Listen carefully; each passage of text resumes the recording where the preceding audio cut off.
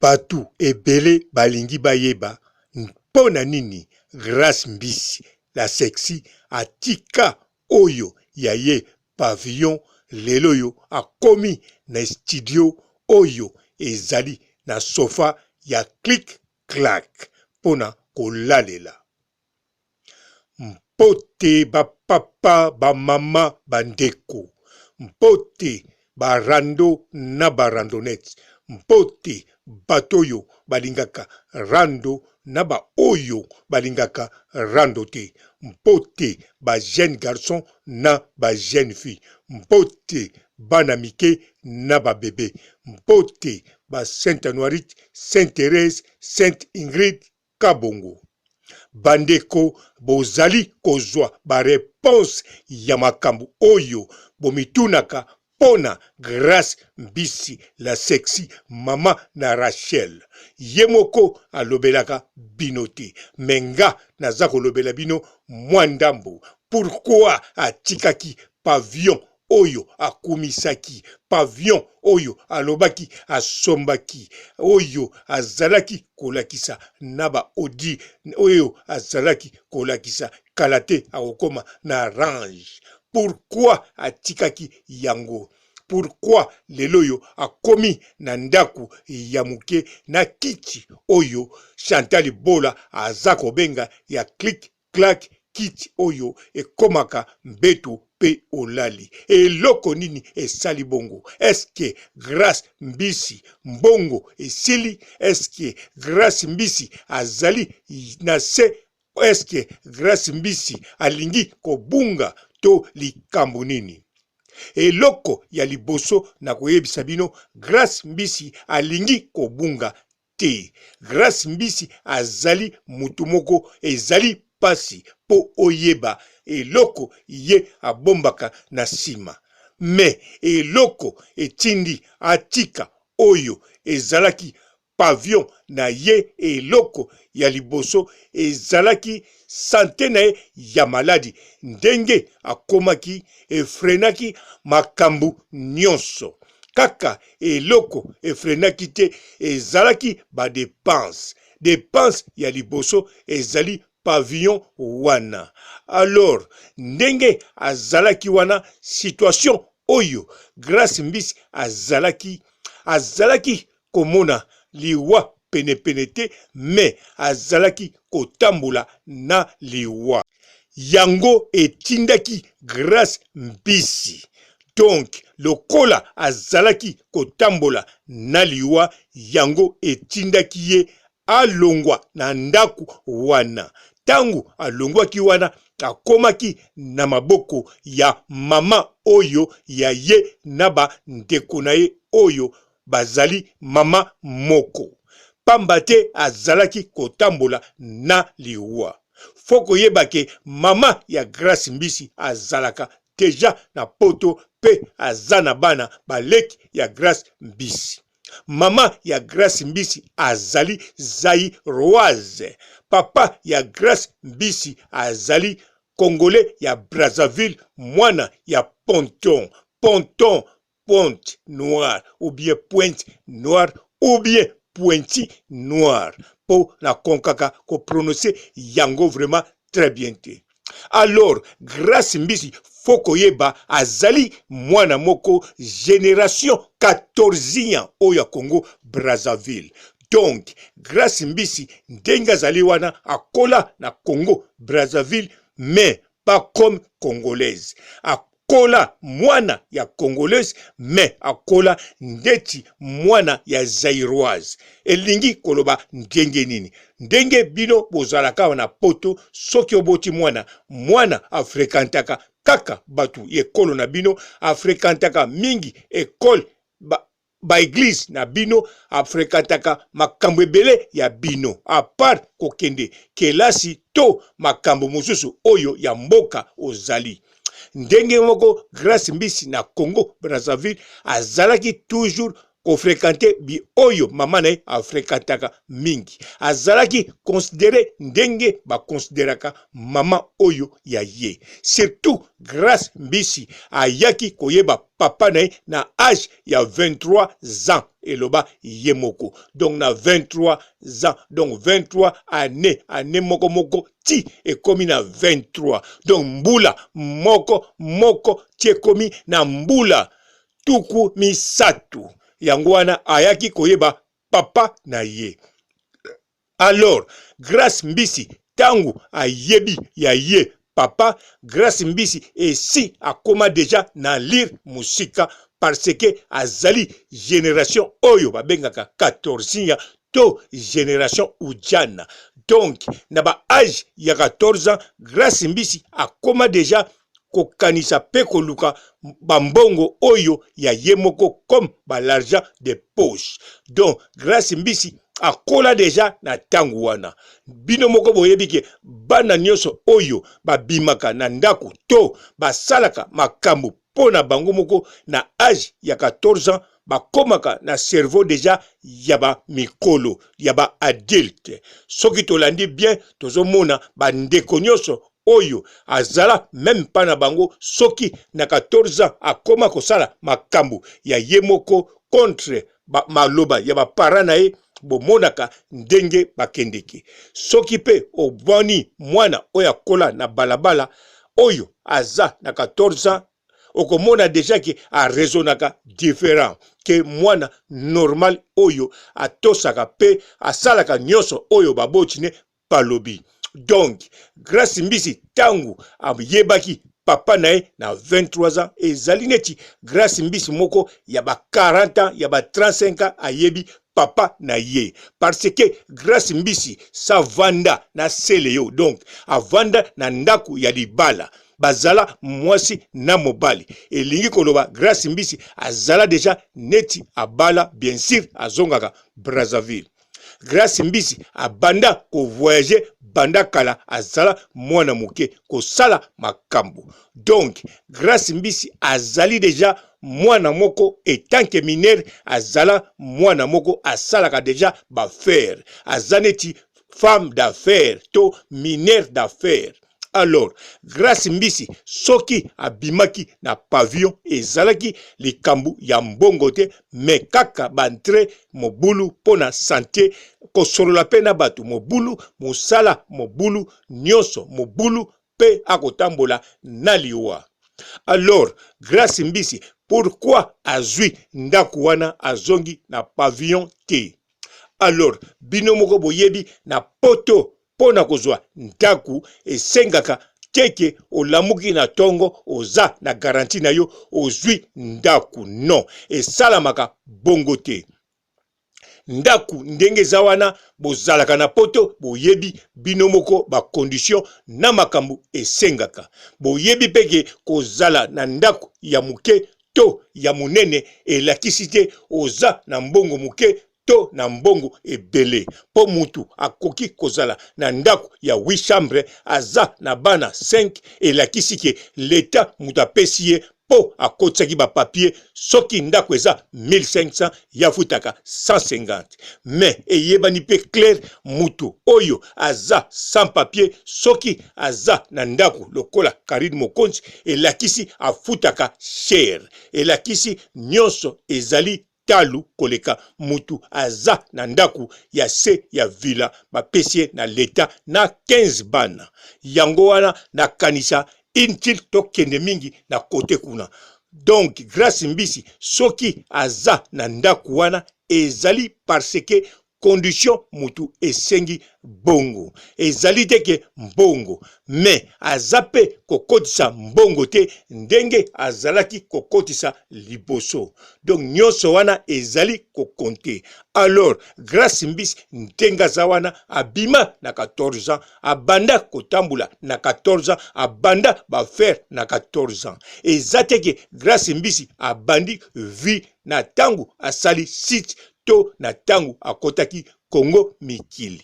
Foko yeba Grace Mbisi asomba muntuka avant akota Congo mikili. Grace Mbisi asimba bambongo avant akota Congo mikili.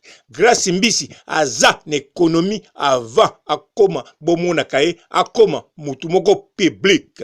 Donc grâce mbisi na mukuse ndenge azalaka wana aza na kisangala. Kisangala elingi koloba nini? Aza na mbongo moko ebele quelque part. Soki eza na banki te ekoki kozala likolo ngomba to ekoki kozala na cimetière ou bien quelque part. Mais grâce mbisi mbongo oui aza na yango en plus ebele.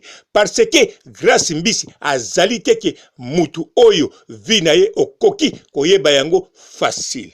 Même ata okangami na ye, même ata obimaka na ye, ezali masekite po oyeba vi na ye. Soki olingi ko comprendre ngo, soki bokutani na grâce mbisi, tala ye bo tutisa misu pendant 3 minutes.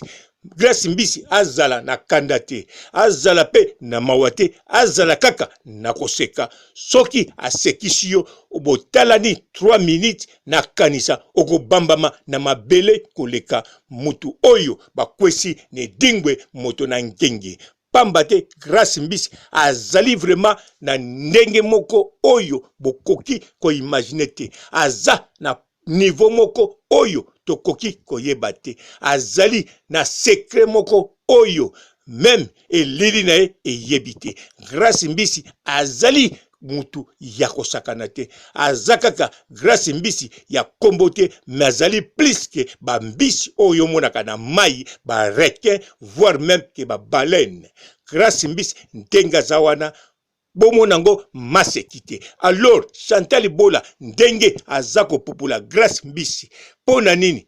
Parce que Chantal Bola faut apopula, parce que grâce mbisi ndenga zawana banda maladi esilaki azali komata malembe. Sikoyo pe na page na ye lokola ba fan bazali ko répéter ba fan oyo ya génération exotique elinkoloba mindele batu mwindu ba métis ba pays nyoso bazali ko répéter maloba kaka o grâce mbisi alobaki oyo alobike ako jire na mama na ye ako yebisa te crème nini apakulaka.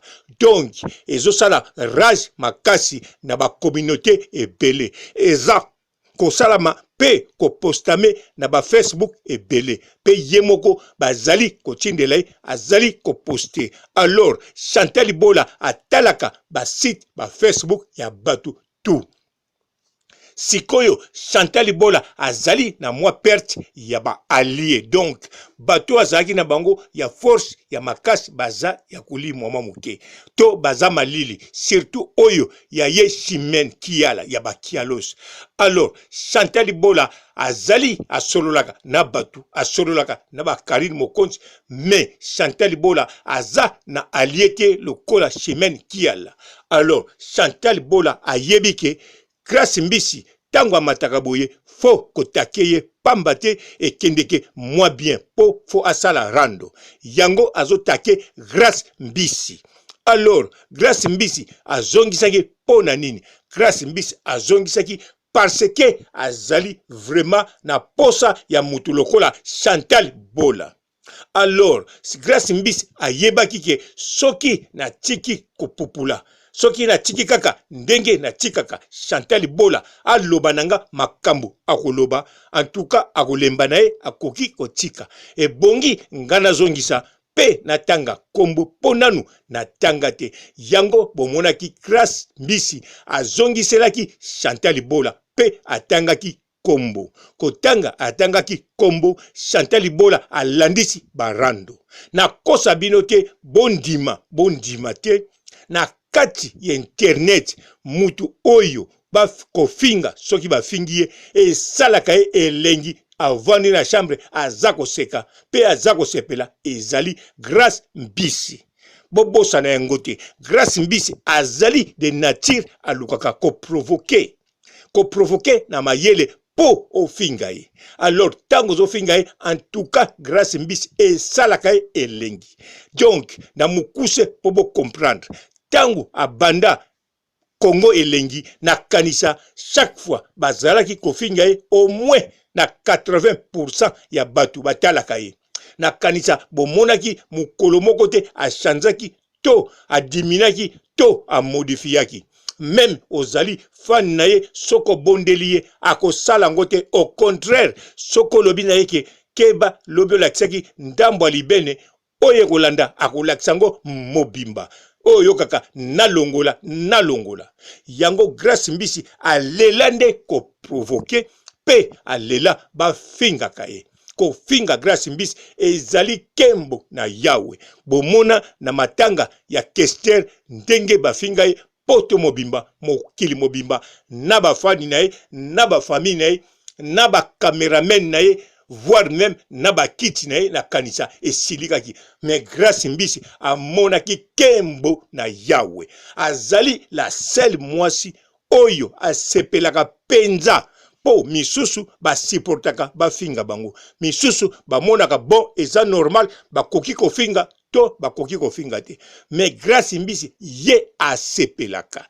Donc Chantal Bola ndenge azofinga Grace Mbisi pa ya Grace Mbisi azako sambela Chantal Bola a continuer lokola Selezino afinga ye tant ebele po Chantal Bola biloko akoloba na Grace Mbisi eza penza pa Grace Mbisi ya mike akosilika nango ata mukete oyo kutu Selezino aloba na ye ya somo asilika nango te asepela ti apesa Selezino réponse soka pesa pe Selezino réponse parce que amonaki Selezino azalaki kolemba alingaki kotika yango apesaki ye pote a continuer kofinga ye yango bomonaka Grace Mbisi soko kofinga 10 fois soka zongisi moko elakisi teke azongisi na mafinga oyo yo finga kiye mais azongisi po a provoquer lisusu o continuer kofinga ye na esalaki esengo mingi yango wana na yebi vraiment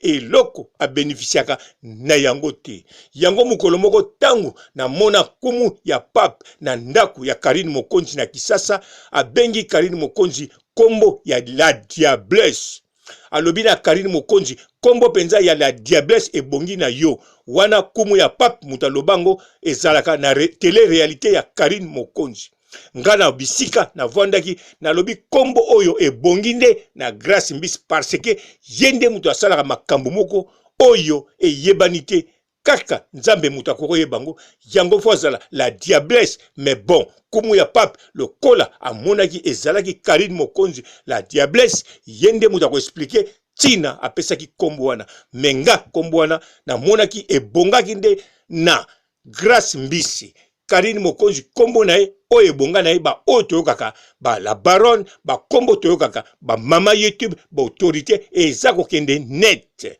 Mais oyoyo ya la diablesse ebongaki na Grace Mbisi parce que ndenge azali wana en tout cas oya koloba ayebi Grace Mbisi okosi mutakoko yebe kaka eza nzambe parce que akoki kozala kombo wana kumu ya pape aloba la diablesse na sokisi awa botikala malamu. Ciao.